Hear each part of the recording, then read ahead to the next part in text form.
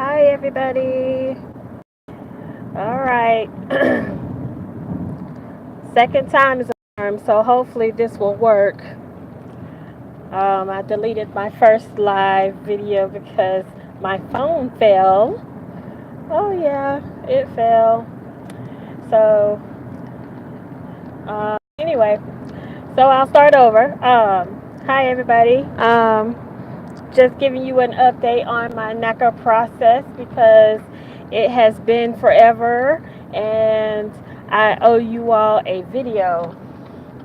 Um, and I'm also driving home, so wanted to go ahead and do it while I could. So, the last time we talked, I was getting submitted to the underwriter again for an increase. That was on the 24th of January. On the 24th, we did everything, which is basically requalifying again. Sorry, guys, somebody's trying to call me. Anyway, that's requalifying. Can you guys still see me? Let me know if you can see me. I'm gonna continue, but anyway, so um, I went and did that. We did that on the 24th. So come the 27th, I believe. I can't look at my paper, but I believe that next Monday. Um, my underwrite my hey, okay, I see someone sees me. Okay. All right, good. Let's see, the underwriter ended up calling my MC telling her that he's not going to give the increase. So I called member services because I had no idea about that. So member services said everything was fine. I got the increase or whatever. So I called my local office the next day. They ended up telling me that they can't print my new approval letter until that Thursday. They were only allowed to give me an approval letter on Thursday. So I didn't quite understand that, but I went with it. So come Thursday, which was the 31st of January, I get my approval letter sent around noon. And guess what? It was a $15,000 decrease. Yes, decrease, not increase, decrease. So the underwriter said that he didn't like the fact that I was spending money. So I didn't understand that, being that my minimum required funds are there, haven't touched them, and anything else, you know, I'm saving. Like you could tell clearly that I'm set. Yeah, that's a very big decrease. I didn't understand it. Like, I've done everything they asked of me. I feel like I'm being punished. So basically, they said they wanted to see me save more. They didn't want to see me spend any money, basically at all. So with that being said, if you think that you can go to the store, guys, and spend $50 at Walmart, you're probably going to end up having the same problem I had. If you think going to McDonald's, one day because you can't cook, like me, for example, can't cook that night because I had to go do other stuff or football practice, basketball practice, whatever, what have you. Think again. You're not going to be able to do that while you're trying to still go through this process because you're going to end up running into an issue with your underwriter. The underwriter also put in his notes that I need to be counseled on that. So my counselor said absolutely nothing to me. She said nothing at all, and to this day she hadn't said anything. Well, let me back up. I asked her what was going on because I didn't understand what was going on. Why decrease so much? Instead, tell me maybe I need to save yada yada and then come back and let's do this again. Like I have found out that's what I need to do now, but I wasn't told anything. So I told her that any restaurant visits that I have on my bank statements are reimbursed once a month from my job, so they're not me just going to the restaurant. Um, like when we work overtime at my job, we get paid, reimbursed miles and meals. So, it's not like I'm just going out doing the wrong thing. So I told her that. I said, I've told you this several times, and you can clearly see the reimbursement on my bank statements. Her response to that was she'll go back and look at it. That was on the 31st of January. Here we are in March. I haven't heard back from her. I didn't never expect to hear back from my MC. Because I had to come to grips with what they're doing. So I feel like for a minute I felt really defeated.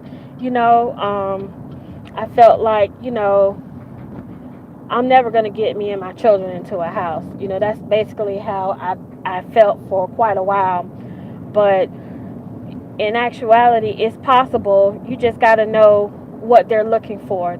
So basically, when you get paid, you have to set yourself on a budget, and you can't go over that budget because, like on your first intake, you put down a budget, and literally that budget is what the underwriter is going to go by. So if your budget changed, well, you better let your MC know because um, that's what your underwriter is going by. And if he sees that you went over that, he's going to decrease your amount based on what he's seeing. So, what my game plan is now, I have a game plan. Let me park and then I'm going to tell you guys what my game plan is here. Oh, it's so bright out here.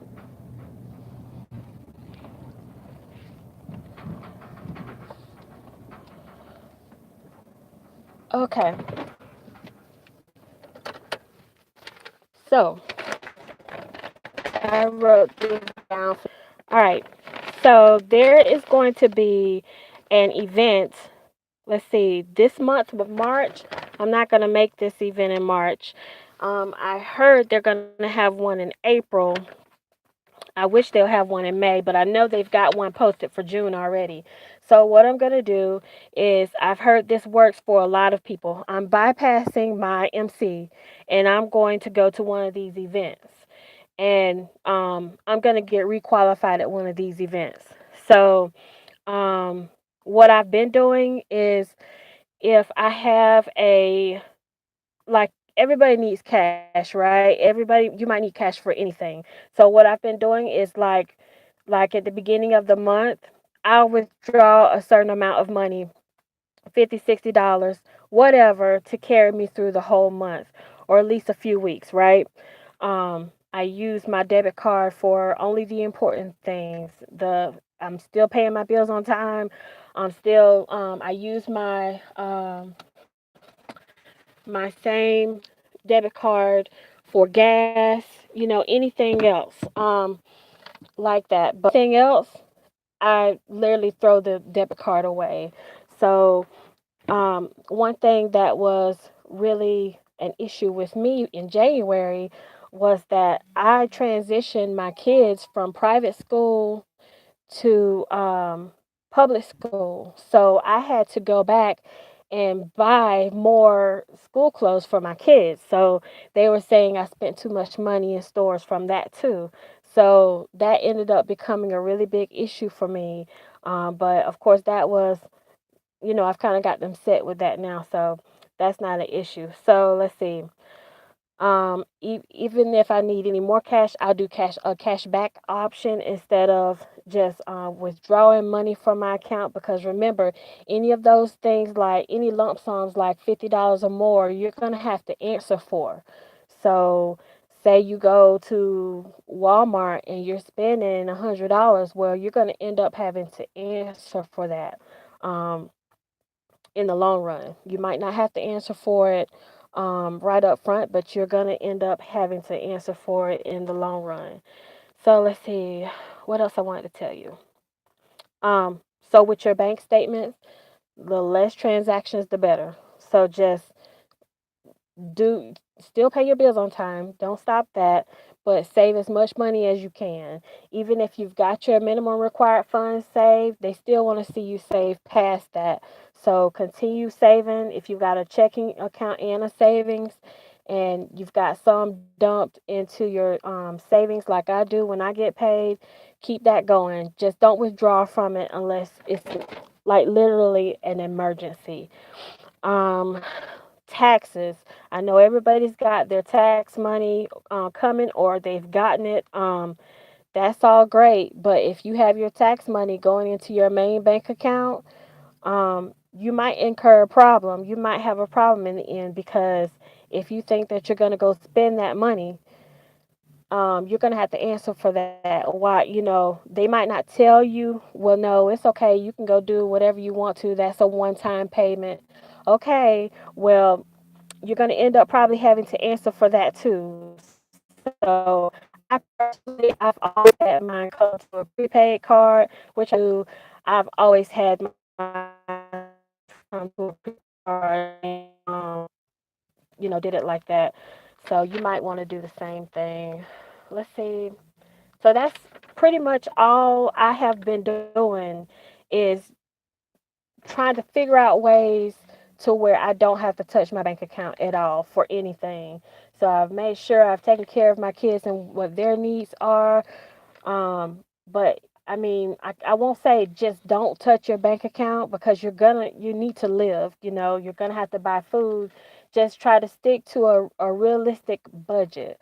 So if you might need to go back and change some things. If you've taken your intake already and on there you put your budget for $200 in food for the month, for the whole month, and you know that you really do 350 a month for your family, excuse me, well, you might want to go back and change that because when your underwriter looks at that, he's going to say, well, you're out of budget every month.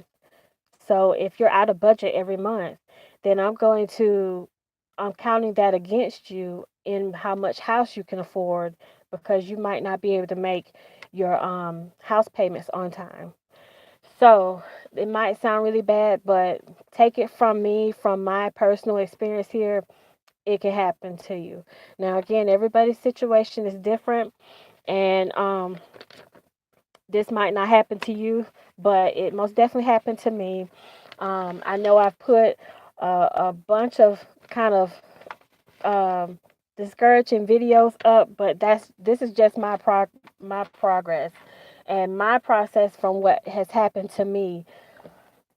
But I will tell you this, it's been a very big learning process, and I have saved a lot of money, and I've learned a lot that I can teach my teenagers on what to do for when they get ready to go their process when they become adults. So, um, what I can tell you now is I'm continuing to do the same thing every paycheck I get paid. Every time I get paid, I've got a certain amount goes into my savings and the rest in my checking. I pay my bills and then I leave it alone. So let's see what else. I want to do a separate video on telling you how I set up all of my paperwork because you don't want to come in there empty handed. You want to always have every type of paperwork that you need. So I'm going to put up a separate video of that on just that so that you can get prepared for every session that you might have because that just puts you back further when you don't have what you need when you go in for your session with your MC. So that's where I'm at. What right now I'm saving, um, and I'm saving. I'm not doing nothing else. Um, when I told my children, I said extracurricular activities. If you're not already in it, you're not going to be in it. Not until after we get this house. I am going to get me and my children in a house. That is the whole thing, and I'm getting it through this NACA process. Um, so I will do another update once I go to one of the events. Um, I think they said they're gonna have one in April. But I don't know if they've posted it yet. But if they have one in April, I'm going to drive or fly wherever it will be, and that I'm going to sit there until I can get approved for the right amount, and then I'm gonna go out house shopping. So that's all I got. If you got any questions, let me know. And that's my update for you guys. I don't have anything else for you. So thank you for watching, and I'll see you guys next time. Bye.